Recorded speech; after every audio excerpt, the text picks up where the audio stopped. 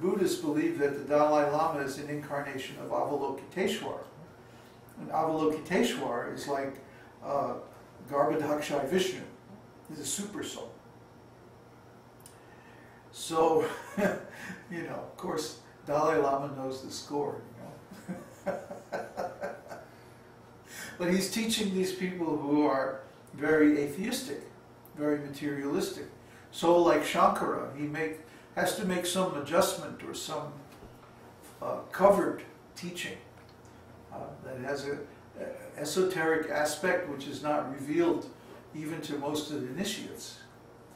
Well, we're also esoteric, but we're not that esoteric. We talk pretty plainly, pretty directly about Krishna's teaching. And Krishna's teaching is that this material world is not real, or at least in the way that we see it, it's not real. We're not seeing the reality. What we're seeing is a reflection of our senses. And of course our senses are like animals. Animals, their senses are adjusted so that they can survive. They know how to find food, they know how to find shelter, build their nests, raise their young, and so many things. By instinct. So by instinct, they do all their activities. Now the human being doesn't have much instinct, but the human being has tremendous capacity for learning. The problem is, most of our learning is done by materialistic people. Most of the teaching that we get is from materialistic people who would like to exploit us. Therefore, they don't give us the whole truth. They don't give us the real knowledge, the real history of the world, or the real origin of knowledge. For example, this business about the dictionary. They don't train children to read by looking up words in the dictionary. They teach the children to read simply by sounding out the words and guessing the meaning. Because if you don't have the dictionary, that's what you have to do. You have to guess the meaning from the context.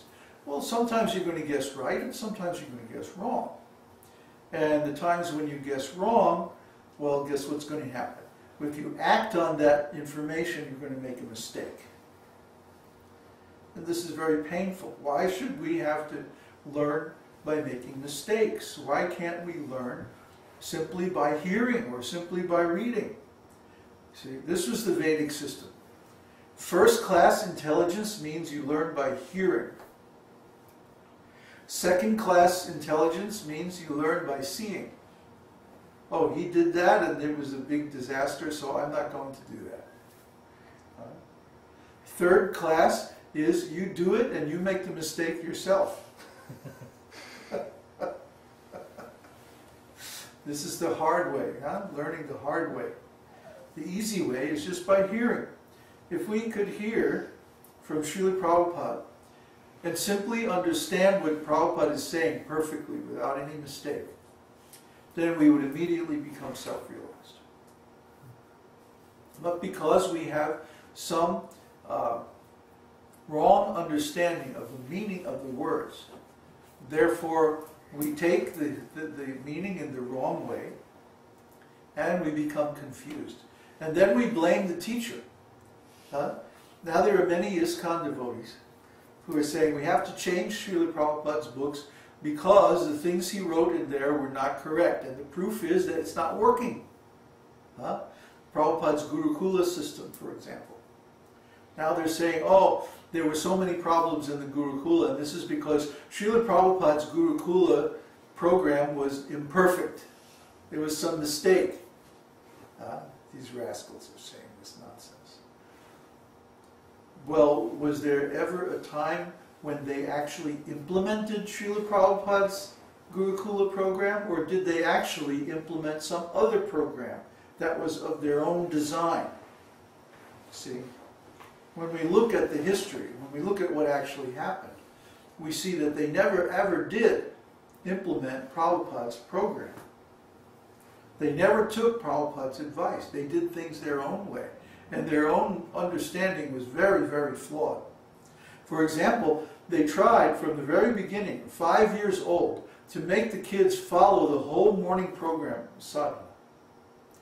Get up at 4 o'clock, cold shower, temple room at 4:30, Mangal Arti, 16 rounds japa, Śrīmad-Bhāgavatam class, and then breakfast.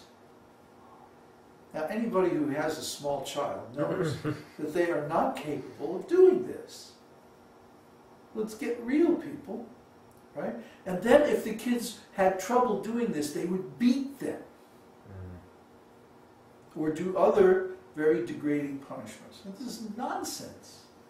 And Prabhupada specifically forbade this in several letters written to the principals of the Gurukulas, and they never followed Prabhupada's advice. So, which Gurukula program were they doing exactly? Not Srila Prabhupada's. It seems like they had set the thing up deliberately to discourage these kids from becoming devotees. I mean, they could not have done a better job of making the kids sick of Krishna consciousness forever. Because you just cannot take a 5 or 6 year old child and expect them to go through 4 hours or 5 hours of intense activity without eating. They can't do it. Or chant 16 rounds. I mean, a young child that doesn't have the concentration to chant 16 rounds. They barely have the concentration to chant one mantra, you know. So these things have to be developed gradually at their own pace, and if you push, you will damage the child, and this is exactly what happened. So these rascals, now they want to blame Srila Prabhupada for their failures, but nobody who knows Srila Prabhupada will accept this. But if this becomes policy, if this becomes the accepted instruction in ISKCON, then there's just one more offense to Srila Prabhupada that they will be propagating. So, when we read Srila Prabhupada's books, we should know that they are the reality. They are the reality. Anything that disagrees with them is nonsense. It's illusion. It's ignorance. And it will lead to disaster. So here's another example. Prabhupada's standards of no illicit sex within ISKCON. And the way he defined illicit sex is that sex life which is performed not for creating a Krishna conscious child, but whimsically by our own desire or our own understanding. And what does it mean to create a Krishna conscious child? It means garbhadhan samskara. Garbhadhan samskara. Garbhadhan samskara is the first of the 7 essential samskaras, or Vedic ritualistic performances in the life of the human being. The next one is birth samskara, and the next one is name giving, and the next one is giving grains, and then initiation, spiritual initiation, and finally sannyas, and then death ceremony, shraddha, and like that. So there's 7 ceremonies that are essential in the life of a human being. And of course, if you miss the first one, then all the rest are going to be very difficult.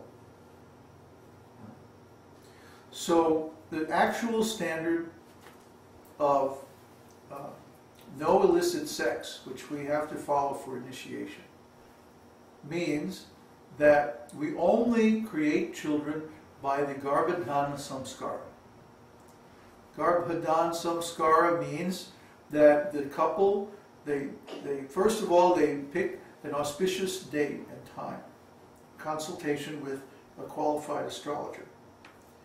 And this should be at the height of fertility of the woman. And then they, on that day, they both chant 64 rounds at least of their initiatory mantra. They should both be initiated, of course, well before this. before the marriage even. Then they hold a festival. They invite the Brahmanas and Vaishnavas. There's Sankirtan. There's different offerings. There's charity given to the Brahmanas. And there's a big feast, prasadam distribution. Everyone is satisfied as far as possible. And then at the auspicious time, the proper tithi, the couple goes into the marriage chamber and they create the child. You see? And when this is done, then there doesn't need to be anything, you know, terribly secretive and all like this. It's all very understood what is going on, and everyone is very happy because there has been devotional service, prasad distribution, and so on. Srila Prabhupada was a product of this system. Srila Bhakti Siddhanta was a product of this system. See?